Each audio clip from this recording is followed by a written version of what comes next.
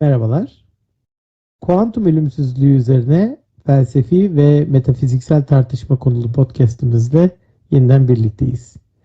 Aramıza yeni katılan arkadaşlar dilerlerse temel kavramlar üzerine konuştuğumuz birinci bölümümüzü aşağıdaki linkten izleyebilirler.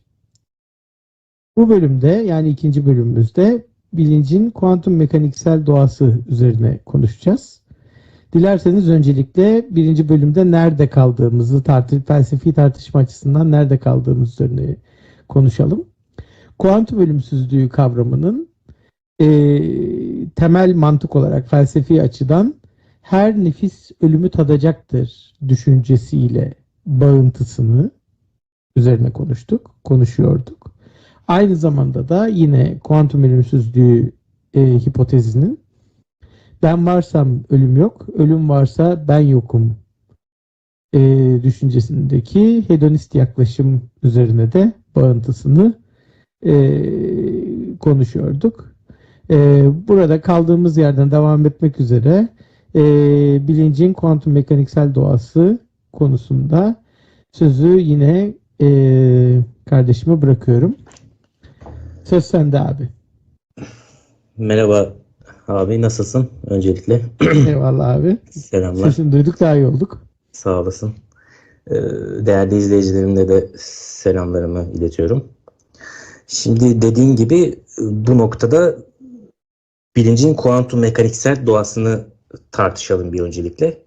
Çünkü bu zaten ölümsüzlük felsefesiyle çok yakından ilişkili.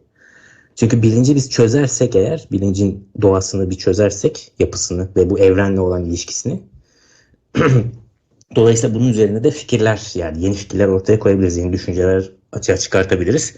Her şey bu noktada düğümleniyor yani.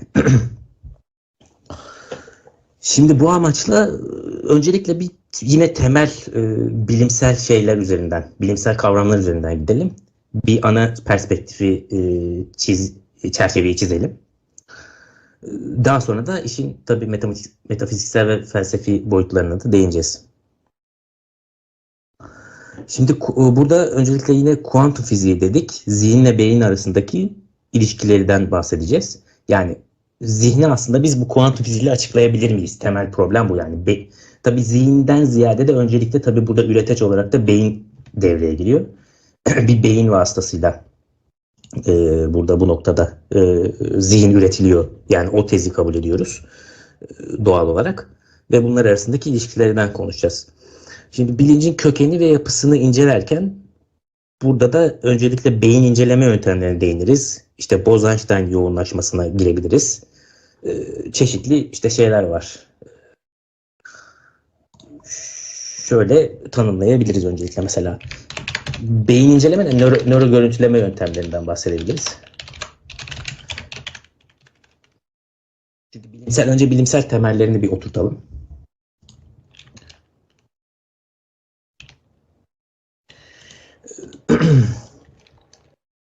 Sonra işte Bose-Einstein yoğunlaşmasından bahsedebiliriz.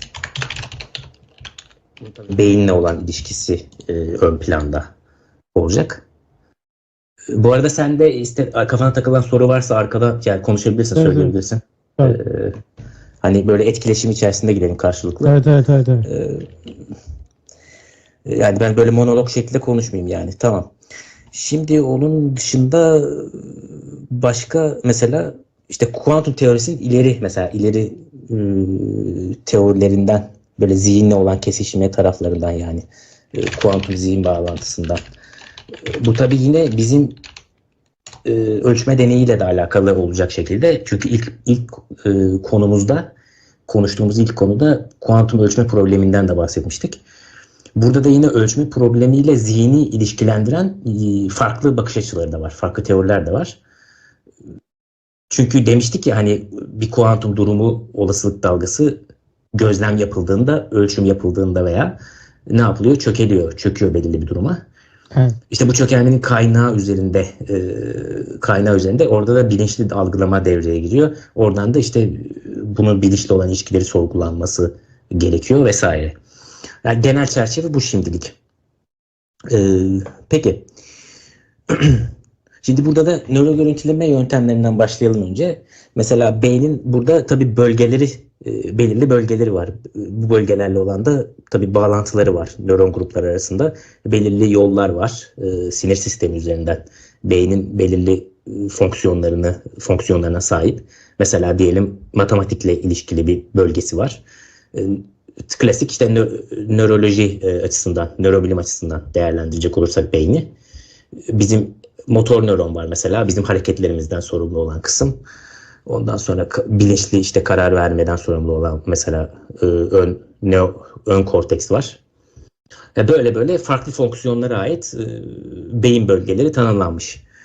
Fakat burada bunlar tanımlanırken burada bilinçli deneyim nerede devreye giriyor gibi bir soruya cevap vermiyor tabii bunlar. Bunlar sadece fonksiyonel seviyede kalıyor. Yani bilinç burada nerede devreye giriyor? Beynin hangi bölgesine ait? Bir lokalize mi yoksa şey mi? Ne derler ona? Süperpozisyon ilkesinde gibi mi? Yani dağıtık mı, dağıtılmış mı? Çünkü dağıtılmış sistemler de olabilir bilinç. Bunların işte kolektif olarak bir ortaya çıkan bir özellik olabilir. Emergent bir özellik olabilir. Ya da belirli bir şekilde lokalize olabilir gibi. Lokalize olmadığını zaten keşfetmişler çok uzun zamandan beri. Hani hatta beynin bir de holografik yapısında da holografik teorileri de gidebiliriz. Holografik beyin zihin teorileri var, ilişkileri var. Bunlar üzerinde şey yapabiliriz, konuşabiliriz. Peki burada da işte o problem devreye giriyor. Yani tamam bir beynimiz var. Beyin var. Burada tabii bilinci üretiyor bu beyin diye varsayıyoruz ve zaten bilimsel olarak da bunu şey yapmak zorundayız, varsaymak zorundayız. Yani bilinci üreten beyin temel olarak. Burada bu bilinci de mesela nasıl yaklaşıyoruz? Beyinde lokalize mi? Lokalize bir yerde mi? İşte lokal mi? Yoksa dağıtılmış mı? Yaz istiyorsan. Tamam yazarım da. İşte artık öyle başladık. Tamam. Yani lokal ya da dağıtılmış mesela. Buradan şey mi? Holistik mi yani? Holistik, bütünsel mi? Ve burada açığa çıkma mekanizması var yani. Ortaya çıkma mekanizması var. Kolektif bir ortaya çıkma mekanizması da var. Dolayısıyla bilinç şey değildir yani gibi bir yargıya varılıyor. Çünkü burada beyin haritalarında veya işte diyelim bir sürü nöro görüntüleme yöntemi var. Orada keşfedilemiyor bilincin ne olduğu. Zaten onun üzerinde de bir teori de yok. Ortaya konulmuş bir teori eksikliği var. Yani bilincin deliğine ilişkin teori, kökenine ilişkin. O kurulmadığı için tabii iş gözleme dayalı oluyor sadece. Gözlemler çerçevesinde oluyor. Çünkü neden? Burada anatomiye bakmışlar yani. Lokal olmamasını gerektiren bu yargıya varacağımız yani beynin bilinci ürettiği noktasında fakat bu beyinde bir lokalize bir noktada mı diye burayı sorgularken burada işin boyut devreye giriyor. İşin anatomik yapısına bakmışlar bir kere. İşte otopsi, anatomi. Hala mesela eskiden zannediliyordu. Mesela bilincin bu Descartes galiba Descartes'in öne sürdüğü bir görüş vardı.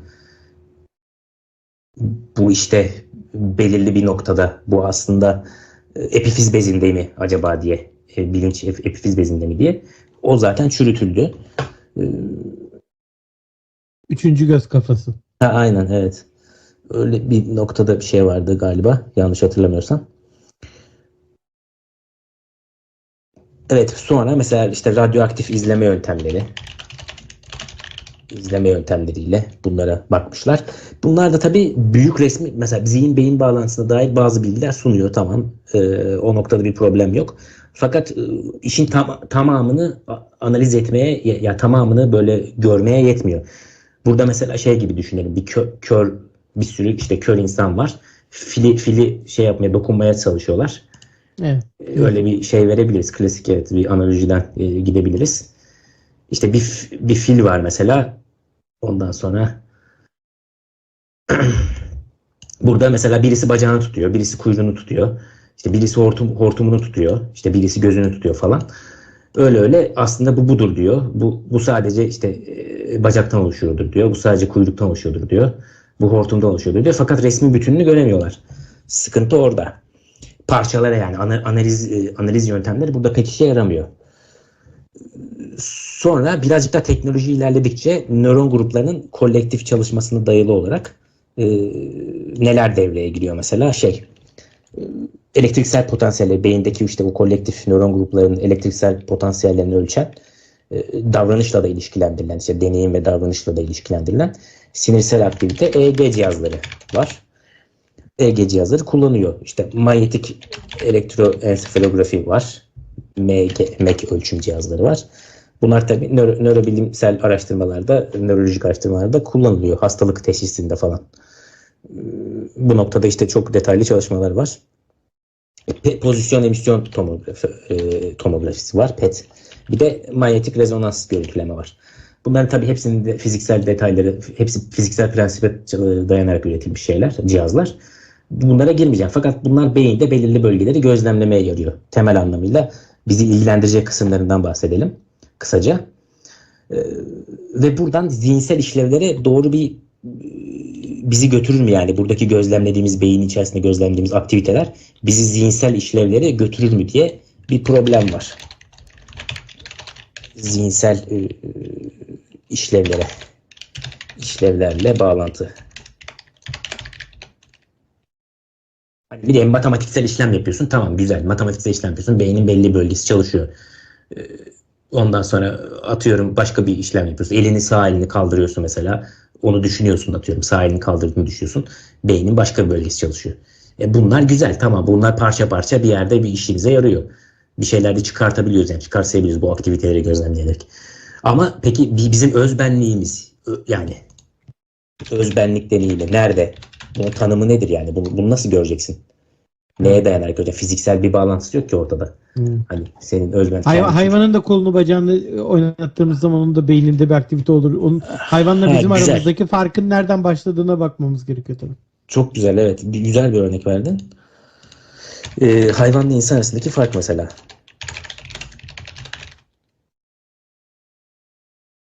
Nörokimyasal da olabilir bu. Nörofiziksel olabilir. Nörofiziksel farklılıklar. İşte bunlar varsa işte bunlar nedir? Ama mesela şurada aynaya baktığında mesela özbenlik yansıması falan. Mesela aynada kendi varlığının farkına varma falan. Onlar belki bazı hayvanlarda da varmış diye araştırmalarda. Hani çok detaylı bilmiyorum ama sen biliyorsan. Mesela maymunda aynaya bakıyor. Aynada kendisini tanıyor gibi belli bir şey sürecinde. Kendi varlığının farkında olma gibi. Ama işte kendini bilinçli olarak hissetmek farklı bir şey olabilir yani. Özbenlikten kastımız bu yani. Çünkü neden? Biz şu anda sadece kendimizi yani solipsizm felsefesinde sadece kendi varlığımızı öz varlık olarak tanımlıyoruz. Diğerleri bizim için nesne.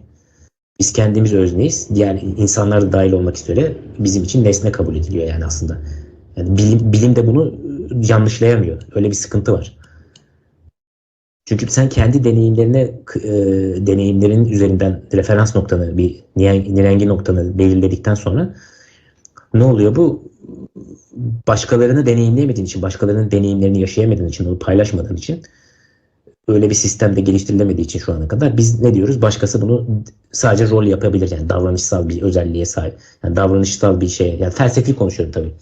Bu böyle bir genel bir kabul değil mi? Geliştirebilir miyiz? Şimdi hayvanla insan arasındaki yani çok bariz farklılıklardan birisi konuşma yeteneği. Yani çok bariz yani bu şey olarak. Şimdi konuşma yani anlamlı ve dil geliştirme bakımından söylüyorum. Yoksa miyavlama, havlama seviyesinden bahsetmiyorum. Konuşma yeteneği. Şimdi bu konuşma ve iletişim. Yani net bir iletişimden bahsediyoruz. Bu yetenekle benlik arasında bir ilişki doğrudan değil tabii ki. Ben fiziksel bir ilişkiden bahsetmiyorum ama şöyle bir fikir üretelim. İnsan hayvan seviyesinde iletişim kurabilseydi, yani insan dil geliştiremeseydi, konuşamasaydı, böyle bir yeteneğimiz olmasaydı. Evet, yine sen de çizebilirsin tabii burada. Yok, çizeceğim bir şey yok. Yani şu an için yok. Ondan sonra şunu söylüyorum. Yani insan eğer Yazabilirim şöyle. İnsan eğer konuşamasaydı, sadece yani örnek olarak söylüyorum, yani nida seviyesinde sadece seviyesinde konuşabilseydi veya şeyde olmuyor. Nida E, derken? Yani havlama veya miyavlamayı o seviyede söylüyorum. Yani Ha, sadece bir ses kes. çıkartmak. Yani ses çıkartabiliyor ama anlamlı bir dil geliştiremiyor. Hı hı. Doğrudan bir düşünce aktarımı, bir öğreti. Yani bir sonraki nesillere bir şey öğretebiliyoruz biz, değil mi? Bir kere bu en Evet, önemli. işte En, Wittgenstein'in de dediği gibi şey, dilimizin sınırları, düşüncemizin sınırları diyor ya. aynen. E, Şimdi evet. bu mantıkla baktığımız zaman biz eğer konuşamasaydık benlik geliştirebilir miydik? Soru bu. Biz yine kendimizin farkında olabilirdik vesaire falan. Ama bu bizim mesela neyimize yarayabilirdi? Konu insanın Ama konuşamam. ama bir şekilde oldu yani sonuçta, değil mi? Bir antropik ilkeye göre sonuçta insan, yani evrim teorisinde kabul ettiğimizi varsayalım, ediyoruz bilimsel anlamda. Ee, insanın evrimleşmesi sürecinde bu şekilde gerçekleşti. Tamam, ben de şunu söylüyorum. Hı hı. Eğer biz konuşabildiğimiz için mi benliğimiz var? Benliğimiz olduğu için mi konuşuyoruz? Bu biraz yumurta tavuk, evet, ama bu ikisinin arasında bir ilişki var mı? Hı Dil hı. ile benlik arasında bir varoluşsal ilişki var mı? Evet, evet, çok güzel bir soru, evet, çok yani derin bir soru. Sırf onun üzerine yani ayrı bir sabaha kadar konuşsak onu çıkamayız gibi.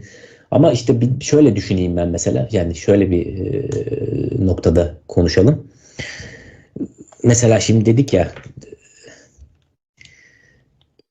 şöyle bir dakika, bir çizeyim bir saniye. Şimdi sen konuşma mekanizmasını biz beyinde gözlemleyebiliyoruz. Konuşma bölgesi beyinde, Evet, işte beyindeki evet, konuşma bölgesi. evet.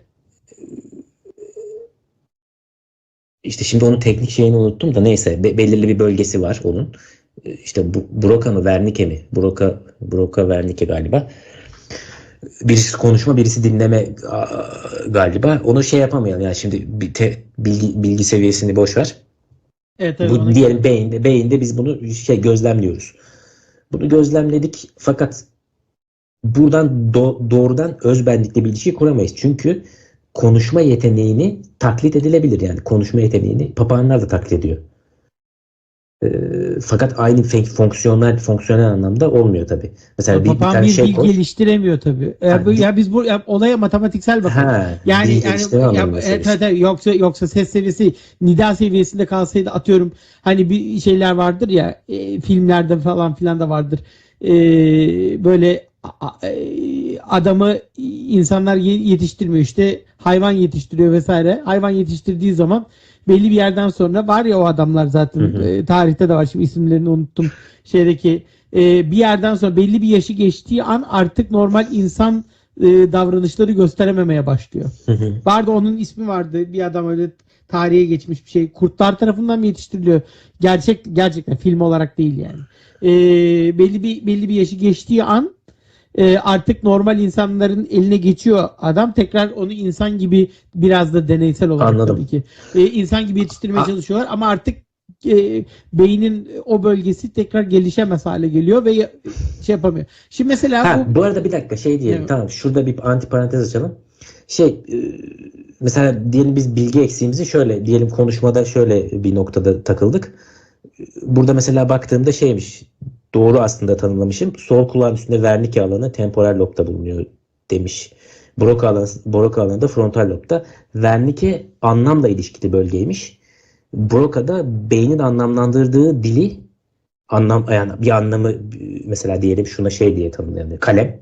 Kalemin Evet. işte şeyi oluşuyor, imajı oluşuyor zihnimizde. Bunu anlamlandırıyoruz kavramsal olarak da. Onu dille ifade etmekte, konuşmakta görevli olan kısımmış. Evet. Broca'da beynin o Evet. bölgesi. Evet. Peki fakat bunlar bilinci doğrudan tabii şey yapmıyor. E, birebir arasında yani bağlantı mutlaka vardır. Ama doğrudan sen çıkartamazsın. Yani konuşan bir şeyden bilinçlidir diyemezsin. Çünkü yapay zekaya bakıyoruz. Müthiş bir şekilde taklit yeteneği var. Her türlü konuşuyor. Fakat ona bilinçli diyebilir misin? Diyemezsin. Yani, yani diyelim yapay zeka tabii uç bir örnek olabilir belki de ama sonuçta felsefi her noktaya gireceğiz biz. Yapay Yani zeka da nihayetinde o tatmin etti mi onu? insan tarafından Noktada. yapılmış bir olay. Yani nihayetinde tamam onun bilinci yok, okey. Ama nihayetinde biz ona kendi bilincimizi tırnak içerisinde kopyalıyoruz. Yapay hale getiriyoruz. Kafa olarak söylüyorum. Yok, bilinci Ya değil de o işlevselliği aslında bir fonksiyoneliteyi kopyalıyoruz. benim düşüncesel olarak takıldığım nokta şu. İnsanın eğer bilinci olmasaydı, insan kendisinin varlığında bütün bilinci bütün parçalarıyla birlikte alıyorum. Bilinç kelimesinin bütün parçalarıyla birlikte alıyorum. Her anlamıyla. İnsan eğer bir bilince sahip olmasaydı, dil geliştirme yeteneğinden bağımsız söylüyorum. Dil geliştirme ihtiyacı hisseder miydi? Yani dil geliştirme yeteneği var. Tamam. Çünkü görüyoruz ki dünyanın neresinde olursa olsun en kabilesinden tut yani teknolojiden her şeyden bağımsız bir adam dahi kendi yerinde bir coğrafi olarak sınırlandırılmış arasında bir dağ vesaire deniz olan yerde sınırlı kalmış bir insan topluluğu kendi dilini geliştiriyor. Biz bunu artık insanlık tarihinden biliyoruz. Yani bu tartışılacak bir konu değil. Bu bir bilgi. Şimdi bu insan bu bilgi Tamam. bu dili geliştiriyor ve bütün diller birbirine çevrilebiliyor. Şimdi çevrilebilmek ne demek? Demek ki birbirinde karşılığı var. Yani anlatabiliyor muyum? Demek ki tabii hepimizin bildiği üzere Tamam. O işte şeye gidiyor. Kavrama gidiyor yani. dil matematiksel bir şey. Dil matematiksel olmasaydı birbirine çevrilemezdi. Yaz Tamam. istiyorsan şey yazma böyle. Şeytan yazayım. Şeyde, işte bu kavrama gidiyor. Yani ortak bir kümesi var sonuçta. Burada tamam. farklı diller. Onun işin yani bir semantik yani şey kısmı. Şöyle diyelim o zaman. Ama şimdi dil felsefesine şimdi çok girersek de bu ayrı bir felsefe alanı yani. Burada bir semantik var değil mi? Semantik neydi? Anlam bilimi mi? Evet. Sentaks. Bir de sentaks var. Yani sentaks farklı olabilir. Yapılar, gramerler vesaire, dizilimler, kelimeler vesaire. Fakat aynı semantikte buluşur bunlar. Farklı mesela Almanca ile İngilizce mesela atıyorum. Aynen. Aynı şeyi söylüyorsun. Ama demek ki bizim bir kavramsal ortak bir kümemiz var. Bizim insan bilincinin. Platon'un ideası da gibi düşünebiliriz. İdealar alemi. Yani tabii birazcık yorum oluyor. Platon ne derler ona? İdealar alemi. Değil mi? Evet. Demek ki bizim mesela kalemse kalemin iki farklı söylenişleri var. Farklı yapıları var. Ses anlamında da öyle. İşte Evet. etimolojik anlamda da öyle. Tamam ama sen birisine kalem deyince aynı şey gidiyoruz. Şimdi demek istediğim şey şu. Bir insan bu dil sayesinde kendi benliğini ifade ediyor mu? Yoksa benliği olduğu için mi dili geliştirdi? Anlatabiliyor muyum? Burada ve bu ikisi de nihayetinde biz bilincin kökünü ararken beynin içerisinde tamam çok zor. Ama bunun bir alt kümesi. Yani dil bunun bir alt kümesi bence yani. Tamam. Bilincin bir alt kümesi fonksiyonel olarak. Ben öyle düşünüyorum yani. Tamam. Ama tabii bir dil bilimci kadar bir bilgimiz olmadığı için burada onun akıtı detayına giremeyiz, tartışamayız da. Evet. Ben diyorum ki mesela şöyle Ben soru olarak ortaya attım sadece. Aynen, tamam, güzel. Bilinç bir üst küme. Dil de bunun bir alt kümesi. Yani zorunlu mesela her dile sahip olan bilinçli olacak gibi bir söz konusu değil. Fakat her bilinçli olan bir varlığın dil geliştirmesi lazım mutlaka. Yani uzaylı da olabilir mesela. Uzaylıların da farklı dili olabilir. Fakat bir bilinci var, benliği var, özbenliği. Bir dilde anlaşıp iletişim kuruyor. Çünkü işin evrimsel tarafına veya tarafına, antropolojik tarafına bakarsan da beyinle birlikte ortak gelişiyor zaten bu dil. Dolayısıyla burada bir gelişen bir yapı var. Dili olup da bilinçsiz olan belirli kim bir var? aten sonra bilince. Yok abi. Dili Yani- ama demek ki doğrudan bir bağıntı var. Onu demek istiyorum. Dili Var olup tabii, üst bilinç fonksiyonu bu yani. Bilincin bir fonksiyonu. Matematik Tamam, mesela. tamam, Matematik tamam. ayrı bir fonksiyonu. Tamam. Mesela Ben hayvanlarda da matematik yeteneğiyle dil yeteneğinin zaten aynı olduğunu, yani matematik yeteneği olduğu için dili geliştirebildiğini tabii. iddia ediyorum. Bunlar hep bilincin fonksiyonları. Tamam. Hayır, demek Mesela istediğim doğa yasalarını, bilinci beyinde bulamıyoruz ya. mesela doğa Doğrudan yasalarını noktası. anlama. Doğa yasalarını anlama ne mesela? Direkt Tamam. tüme varım. Tamam. Direkt tüme varım yani. Tüme varım bir mantık, deduction. Mesela mantık. Bunlar hep bilincin yansımaları Bütün yani. bunları söylememin sebebi Hı şu. hı. Bilinci biz noktasal olarak beyinde bulamadığımız için bilincin fonksiyon noktalarını beyinde bulmamızdan bahsediyorum. Çünkü mesela Tabii bunlar hareket hepsi kabiliyeti hepsi az bulundu önce zaten. söylediğin Evet, hepsi nokta işte, yani kolunu Hı. kaldırmak, kolunu indirmek, hayvan da yapıyor onu ama hayvan Tabii. konuşamıyor. Hayvanın miyavlamasıyla kedinin miyavlamasıyla bizim konuşmamız aynı mı? Mesela bunu da bu araştırmışlardır bir konuştuklar. Ben bunu bilmiyorum. Bunu felsefi olarak soruyorum. Bence değildir ya. Ya da aynada kendisini görmesi falan. Mesela şimdi kargalarda da şey var. Kuzgunlarda Aynen. problem çözme yeteneği var Aynen. mesela. Ama bu insan gibi olmuyor yani bir noktada. Evet. İnsan çok üst seviyede. Fakat bu nicelik nitelik meselesine de giriyor. O yüzden çok çıkamayız bu konudan yani. Çok sıkıntılı bir konu. Sen devam et abi. Sen devam et. Tamam. Ya bir yerde şey yapalım en azından. Bir yere kadar getirelim, sonra çözemeyince de zaten mecburen çözülecek gibi bir şey değil bunlar zaten. Tabii tabii. Ben soru olarak sadece. Aynen. Genişletmek Aynen. açısından kavramsal havuzumuzu Aynen. genişletiyoruz. Aynen. Bilgi havuzumuzu genişletiyoruz. Tamam. Şimdi evet, dedik ya, burada basit benzetmeler kurabiliriz, en azından bağlayalım şimdi. Zihin ve beynin karmaşık ilişkilerini açığa çıkarmakta nasıl bir şeyler kuracağız? Ee, ilişkiler kuracağız şimdi. Mesela bir örnekle ifade edelim. Mesela beynin farklı bölümleri var enstrüman.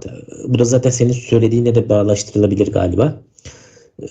Geniş bir orkestrada olalım mesela. Burada her bölüm, orkestranın hani nasıl farklı şeyleri var ya, ne diyelim mesela, orkestrada hangi şeyler var?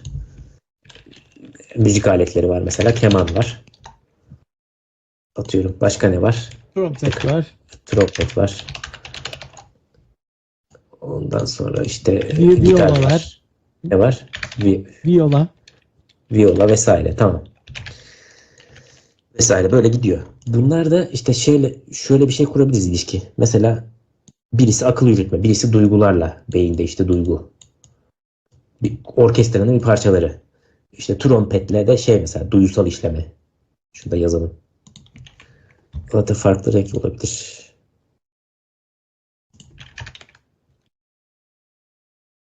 Şu an Duyular. yazdığın yeri göremiyorum.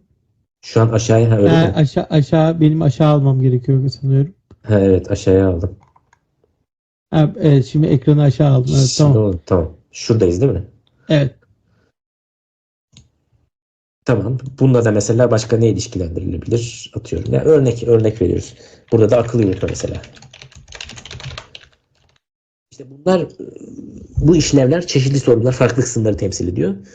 Orkestranın işte farklı enstrümanlarıyla farklı beynin farklı fonksiyonları ilişkilendiriliyor. Bunlar MR görüntülemeyle, PET, bir de şeyce pozitron emisyon tomografisiyle gözlemleniyor, yani beynin çalıştığı. Mesela sen o işi yaparken beyinde belirli bir renk değişimi oluyor. Teknik detayına girmiyorum şimdi. O demek ki orada, o da ne oluyor? Oksijen sarf ettiği için işte beyin oksijen bağımlı bir sinyal üretiyor. Ve dolayısıyla o bölgede de renk değişimi oluyor. Fonksiyonel MR'dan bahsediyorum. MR'da şeyde yapısal. Gerçi fMRI'de fonksiyonel. Tamam. İşte bunlar rastgele diyelim, belirli işlevleri yaptın. Beyinde de aynen bu renk değişimlerini gözlemleyebilirsin. Burada da orkestraya benzetebiliriz, yani keman, trompet, viyo. Fakat bu orkestranın esas problem şurada başlıyor. Bu da güzel bir örnek. Çarpıcı bir örnek. Bu orkestranın şefi nerede? Evet. Evet. Evet. Orkestra şefi. Evet. İşte bu da bilinç oluyor. Evet. Güzel. Bilinç ve özbenlik. Bu yönetiyor yani bunu. Bunu bir Evet. şekilde yönetiyor. Burada iradeye de tabii giriyoruz. Özgür irade. Evet. Özgür irade var mı yok mu? Değil mi? Bayağı güzel bir örnek. Evet. Şahane. Hı hı.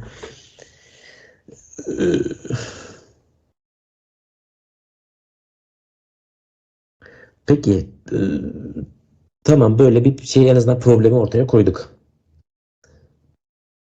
Mesela hafıza ile ilişkili kısım beynin hipokampus bölgesi. Burada artan aktiviteyle işte ilişkilendiriliyor dedik. Onda sıkıntı yok. Şimdi bunlar bu düzeyde biz bunu anlayamıyoruz. Bu çünkü hala bizim klasik düzey yani. Hı hı. Biz hala burada şey düzeyindeyiz yani klasik düzeydeyiz. Klasik düzeyden kastım şu, klasik mekanik. Klasik fizik yasalarıyla açıklanıyor. Çünkü elektrokimyasal etkileşimlerle açıklanıyor buradaki beynin aktiviteleri. Evet. Elektrokimyada, elektromekanikte şey zaten klasik mekanikle alakalı. Yani biz bu işi burada klasik boyutta işi çözemiyoruz yani. Öyle diyeyim ben sana. Hı hı. Buradan bir yere gitmemiz lazım. Tabii tahmin edersin ki Hı hı. burada bu işi daha temel düzeyde kuantum ortamında çözebilir miyiz yani? Kuantum fiziğiyle çözebilir miyiz? Zurnanın şey olduğu yer burası yani. Hı hı. Hı hı. Yine temel probleme geldik yani. Biz Evet. klasikte farklı davranıyor. Kuantum düzeyinde olaylar farklı da işliyor. Evet. Bunun bir eşiği var. Bir eşik sınırı var işte. Planck sabiti ölçeği var. H Planck ölçeği var vesaire. Evet. Evet. Evet. Büyüklüğü işte burada istatistiksel olarak yasalara da uyumlu şekilde işte merkezi limit teorisi, central limit teori. Hı hı. Yani bu da ondan kastımız işte şey aslında çok fazla büyük ölçekten kastım işte o parçacıkların o istatistiksel olarak birikmesi, o belirli birikmesi sonucu eşik aşılınca kütle eşiği vesaire klasik mekaniğe dönüyor iş. Ama o kütle eşiği açılmazsa bu moleküler düzeyde de aslında kuantum etkileri baskın çıkıyor. Buradan buraya geçiş şeffaf. Şey yani böyle şey değil yani. Kesikli değil. Bir anda buradan buraya atlamıyor. Evet. Belirli bir şey yapısı var yani. Fazi. Fazi bir Evet. yapı var burada. Evet. Muğlak bir yapı var yani. Evet. Evet. Nerede kuantum etkisi başlıyor, nerede bitiyor olayı tam şey değil yani. Geçiş böyle şey gibi geçiş. Tatlı bir geçiş, somut bir geçiş. O da işte belirli işte şeylerle bağlantılı işte. Büyüklüklerle bağlantılı. Hı Fiziksel hı. Hı büyüklüklerle bağlantılı. hı. Hı hı. Parametrelerle bağlantılı. Parametre takımlarıyla. Bu işte doğanın işleyişi böyle. Peki. Güzel gidiyor bu arada aynen. Şey dedik ya burada tamam kuantum burada mesela şey olayı ortaya çıkabilir mesela kuantum süperpozisyonu. Burada şimdi hangi kuantum niceliklerle hangi kuantum fonksiyonlarıyla ilişkilendireceğiz biz bu bilinci? Klasik bunu açıklayamıyor dedik. Kuantum fiziği açıklar mı diye sorduk. Ne dedik? Kuantum süperpozisyonu diyelim.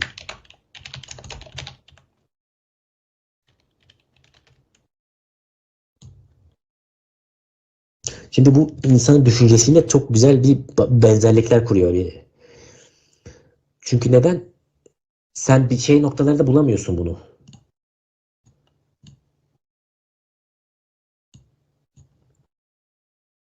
Şu bölgelerde bulamıyorsun yani.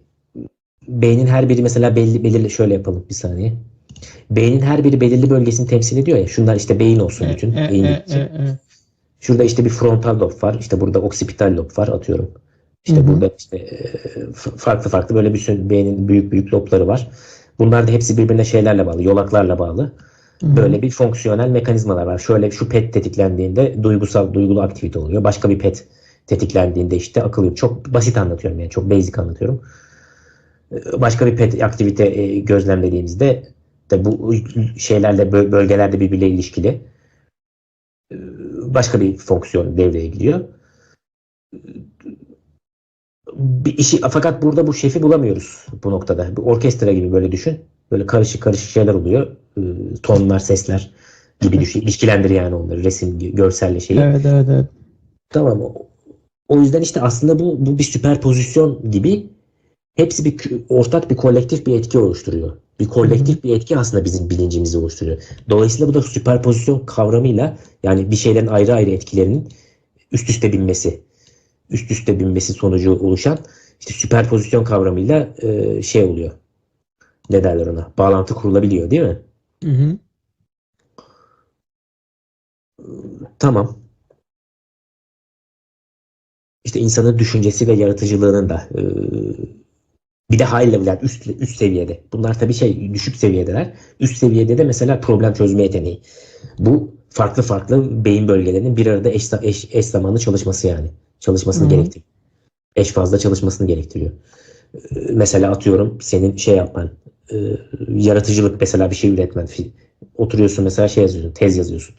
Burada bir sürü bütün şeylerin, veya atıyorum bir şey üreteceksin. Marangoz da üretiyor. Ee, Bir tane sandalye yapıyor marangoz. Burada işte bu çok büyük, çünkü elin çalışıyor, gözün çalışacak, ölçeceksin. İşte matematik devreye giriyor. O araçları kullanma yeteneği falan. Hepsinin kolektif bir şey artık, yani yeterli örnek, yani çok çok genişletilebilir örnekler. Burada bu noktada yine uzatmayalım çok da. Kuantum mekaniğinin işte zihinsel fenomenlerle ilişkisinden bahsettik. Tamam. Şimdi burada evet, bu süperpozisyonla ne ilişkili beyinde, onu araştırmışlar. Ee, O noktada da kuantum süperpozisyonu beyinde gözlemleyebilir miyiz biz diye araştırmışlar. Orada buldukları o noktada bu Bose-Einstein yarışması da ilişkilendiriliyor bu kuantum seviyesinde. O da enteresan. Ona gelelim. O Bose-Einstein yoğuşması ne demek? Şimdi bu beyindeki ölçek büyük ölçek. Ama kuantum düzeyinde işler küçük parçacıklar. Hı hı.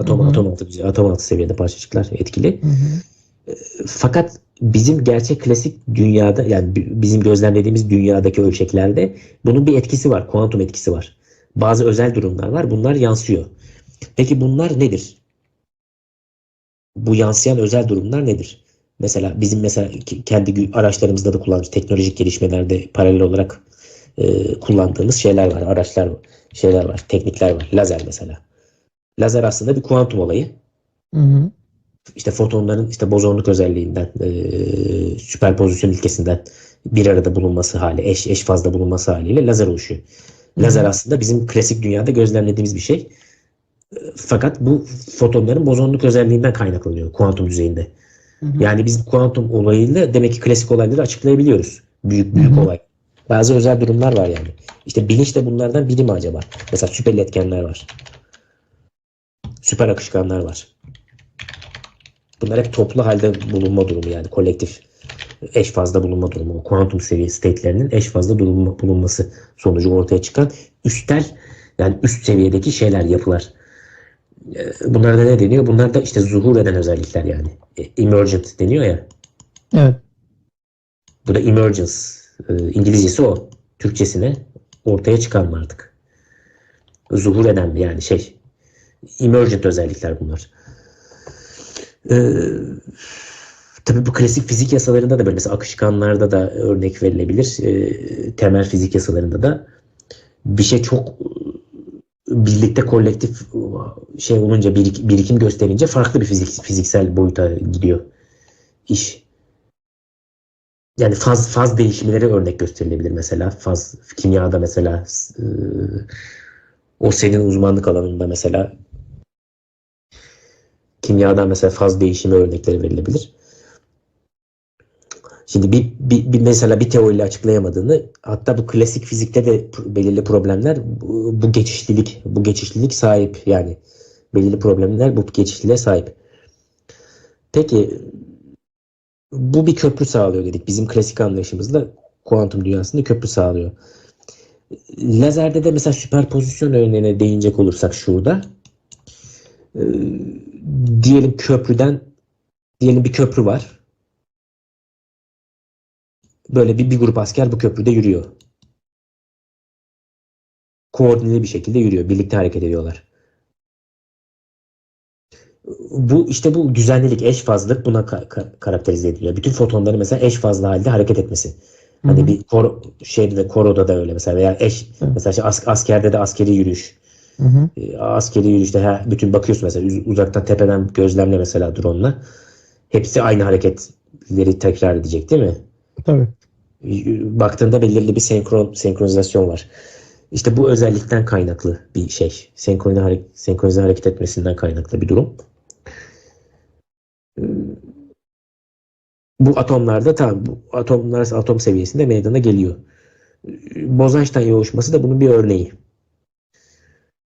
Atomlar düzeyinde meydana geliyor yani. Atomlar en düşük enerji durumundan en düşük enerji durumuna geçiyor ve aynı lazerin gösterdiği tutarlı ve yönlü ışık yayması gibi işte büyük ölçekte bir şey sergiliyorlar. Davranış sergiliyorlar. Bu da tek bir yapıymış gibi, tek bir varlıkmış gibi davranmaya başlıyorlar. Hı hı. Yani böyle farklı farklı aslında diyelim şeyler, bağımsız bir tek başına incelediğinde alakasız rastgele yerlerde hareket ediyor gibi görebilirsin sen tek başına bunun davranışını incelediğinde. Fakat genel perspektifte incelediğinde daha üst boyuttan incelersen bunlar aslında kolektif bir hareket yapıyorlar. Üstte bir patern var yani. Hı hı. Üst boyutta bir patern var, oluşturuyor. Evet. İstatistiksel mekanik de böyle çalışıyor. Yani entropi ile şey arasındaki ilişki yani atomik düzeyde yorumlanıyor. Hı hı. Moleküller seviyede farklı yorumlanıyor. Fakat bizim termodinamikte de işte mühendislik açısından da incelersek işte termodinamikte de farklı yorumlanıyor. Çünkü onlarda o zaman bir üst seviyede kolektif hani daha farklı ilkelerle davranıyormuş gibi yorumluyoruz. Fakat aynı sonuca çıkıyor. Evet. Biz yani istatistiksel mekanik de kullansak, yine termodinamik de kullansak aynı sonuçlara varıyoruz. Öyle söyleyelim. Evet. Tamam, bunlara mesela süperiletken de örnek verilebilir. Süperiletkenlerde ne oluyor? Bir yeteri bunu soğutuyorsun mesela bir işte yapıyı, bu mıknatısı soğutuyorsun mesela yeteri ölçüde. Eksi 273 dereceye yakın yani çok Evet. seviyede. O zaman doğru elektrik akımı dirençsiz akıyor bunun üzerinde. Evet. İletken Evet. teli mesela soğutursan süperiletken oluyor malzeme. Evet. Evet. Bu da yine bir kolektif davranış göstermesi moleküler seviyede. Peki yine bu dedik Bose-Einstein yoğuşmasında düşük sıcaklıklarda bozon parçacıkları en düşük enerji durumunda yoğunlaşıyor dedik ve bir davranış gösteriyor. Tek fazlı bir davranış gösteriyor. E, Dedik söyledik ve tek bir kuantum durumu oluşturuyor. Yani bu çoklu yapının o zaman nereye bağlıyoruz olayı? Artık işin fiziksel teorik boyutunda şuna bağlıyoruz. Çoklu yapının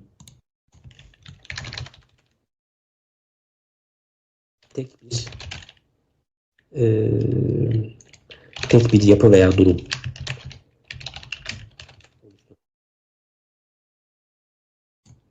Multifazdan single faza yani geçiş. Tek bir duruma geçiş. Tek bir kolektif duruma geçiş. Bu sana neyi hatırlatıyor? İlk verdiğimiz örneği düşün. Herkes ayrı bir şeyler çalıyor. Ayrı takılıyor Evet. Evet. Şef gibi nerede? görebilirsin. Fakat şef bunları yönetiyor işte. Bu tek bir durum oluşan tek bir durumda bu şef aslında. Hı hı. Hı hı. Yönetici olarak. Hadi bunu Evet. gibi de düşünürüz. Asker savaşta mesela komutan gibi de düşünebiliriz. Evet. Askerler belli şeyler yapıyorlar fakat komutan nerede? Bunları yöneten bir sistem, üst seviyede bir sistem nerede? Evet. İşte öyle de bir örnek verilebilir yani. Askeri terminoloji açısından. İşte kuantumda klasiğe geçiş dedik. Bunlar işte parçacık düzeyinde değil, tamam. Bunu açıklıyoruz. Büyük sistemleri de etkiliyor. Bu teknoloji geliştirmemizi bu noktada sağlıyor.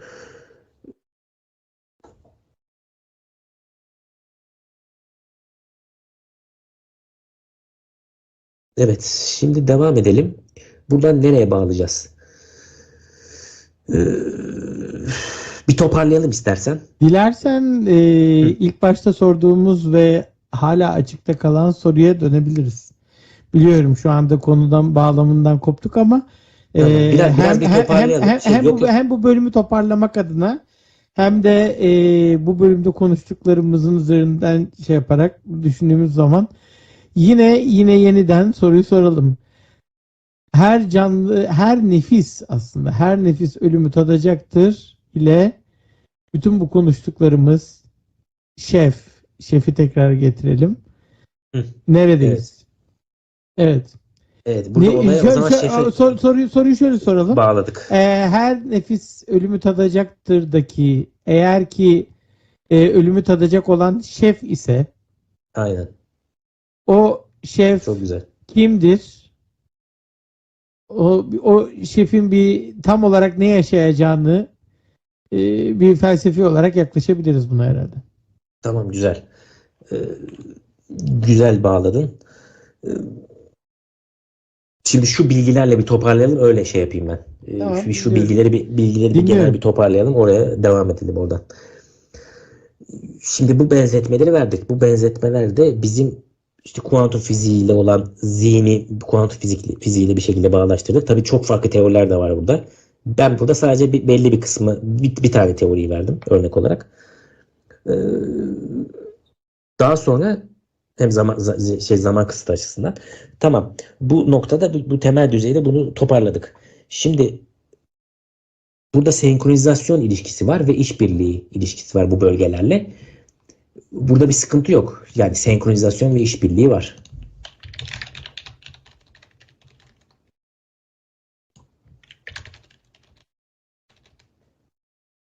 Bunu kuantum olgusuyla açıklıyoruz zaten. Çok güzel açıklıyoruz. Ve şef örneğiyle de açıkladık. Burada paralel felsefi olarak. Çünkü bu işin bilim kısmı, bu felsefe kısmı. Burada felsefe yapıyoruz. Ee, Artık üst kavramlar üzerinden konuşmaya başladık. Platonik kavramlar üzerinden. Şimdi burada da bunu ilişkilendirdik. Peki bu bunu yönetiyor dedik. Bunlar arasındaki bağlantıları da kuruyor ve aynı zamanda bu farklı bir şey daha yapıyor. Bunları olmayan, yani bunlar tek başına durumun farkında değil, bir farkındalık oluşturuyor. Farkındalık ve benlik oluşturuyor yani. En önemlisi bu. Çünkü bunlar fonksiyonel ilişkileri. Yönetme kısmı fonksiyonel ilişkileri. Fakat bunu da kendi başına bir şeyi var. Ve kararlar alıyor. İradesi var yani. Farkındalığı, benliği, iradesi var. Yönetiyor. Bunlarla diyelim, peki bunların hepsiyle de işte kuantum seviyesindeki ilişkiyi tanımladık. Bilinçli, mesela bu tekil bir çoklu yapının tekil yapısını şöyle bir örnek verelim. Süper bilince sahip olduğunu düşünelim. Buradan tabii nereye gidiyoruz? Artificial General Intelligence'a yani gidebiliriz. O da tek bir bilinç oluşturabilir. Bir süper bilinç, mesela beynin kuantum işleyişini taklit ederek de belki diyelim bilinci diyelim simüle ettik bir şekilde. Bu da ayrı bir nokta yani. Çünkü bunun üzerinde de konuşacağız. Singularity'ye bağlıyoruz yani. Aynen. Tekillik yani. Tekilliğe. Çünkü bizim şey artık biyolojik bağlamdan kopartıp bir şey. Bilinci artık üst boyutta nedir? Farklı malzemelerle de taklit edilebilen bir yapı haline getiriyoruz. O fonksiyonların hepsini ve tabii ki de özünü de, yani şeyinde ne derler ona? Ne deniyor ona? Felsefede. Kualia mı? E, Özünü yani, aynen. Cevherini yani. Cevherle ilişkilendirilebilir bir yapıda. Yani kendisi başka bir şeye, varlığına ihtiyaç duymadan kendi kendisini tamamlayan. Araz değil yani. Burada o noktada bunu fonksiyonel olarak eşdeğerini ürettik diyelim. Bağladık bunu. Buradan bunu ürettik. Tabii biz buradan şeye de gideceğiz. Dijital ölümsüzlüğe de gideceğiz. O da farklı bir konu. Farklı bir tartışma konusu. O da ileriki şeylerde, ileriki tartışmalarımızda buna değiniriz. İstiyorum buna da girmek. Dijital ölümsüzlük. Bunun olasılığını da tartışırız. Yani. Evet. Evet.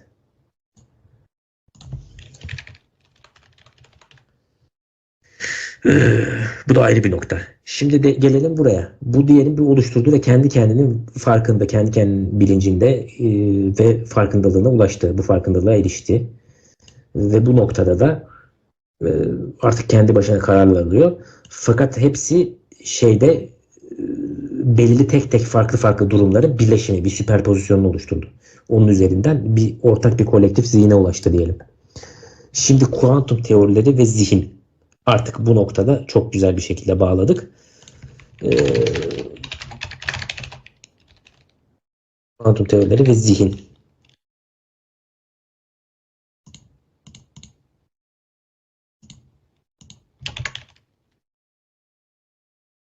Şimdi artık burada çalışacağız. Bu noktada çalışacağız. Şimdi senin soruna geçelim. Biraz aşağıya kaydırdım. Sen de kaydır istersen şöyle. Evet. Aşağıya, tamam. Güzel. Benim söyleyeceklerim bu noktada bu kadar. Şimdi tekrar sorunu alalım. Soruyorum. Şef nihayetinde bir nefis olarak şef ölümü tadacak. Bu nasıl oluyor kuantum ölümsüzlük kavramının üzerinde? Bunu soruyorum. Evet, şimdi ölüm dedik.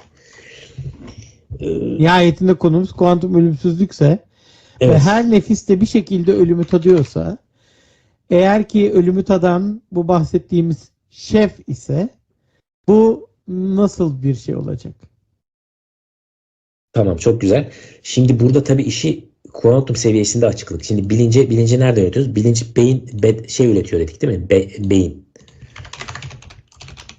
Fakat beyin terk ettiğinde, beyin işlevselliğini yitirdiğinde veya işte bütün yapısı bozulduğunda beynin, ölüm ne demek? Beyin ölümü. Mesela bir saniye. Şimdi ölüm beyin ölümü müdür? Olayın hem bir fizyolojik tarafı da var. Hem de aslında hem teolojik bir tarafı da olabilir ama hadi oraya girmeyelim. Felsefi açıdan bile baktığımız zaman beyin ölümü ölüm müdür? Bu arada ne kadar süre oldu? O şeyi de yapalım. Yani hepsini 53 dakikadayız şu anda. ideal gibi duruyor. İstersen burada bir şey yapalım. Parantez açalım. Tamam. Sonra devam ederiz. Peki yine aynı yerde burada devam edelim. Peki. Beyin ölümü ölüm müdür? Bir soralım o zaman, şu soruyu da yazalım. Beyin ölümü ölüm müdür? Bir de doğaçlama gidiyoruz zaten. Tabii. O yüzden chapter'ların bir şeyi yok yani. Şu kadar chapter'da bırakacağız diye bir şey yok. Konuşuruz yani bunları. Tabii. Önemli olan izleyiciyi de sıkmadan, bir bütünlüğü de korumak anlamında yapalım yani. Bir optimize edelim. Evet. Bu konuşmalarımızı. Teşekkürler Beyin abi. ölümü ölüm müdür? Tamam, çok güzel. O zaman bir toparlayalım. Ben teşekkür ederim. Evet, bu bölümümüzde bilincin kuantum mekaniksel doğası üzerine konuştuk sevgili dinleyicilerimiz. Bir sonraki bölümümüzde yeniden kuantum ölümsüzlüğü üzerine kaldığımız yerden devam edeceğiz. Bizi izlediğiniz için teşekkür ederiz. Teşekkür ederim. Ben aynı şekilde görüşmek üzere. Sağ olun. Çok sağ olun. İyi günler. İyi günler.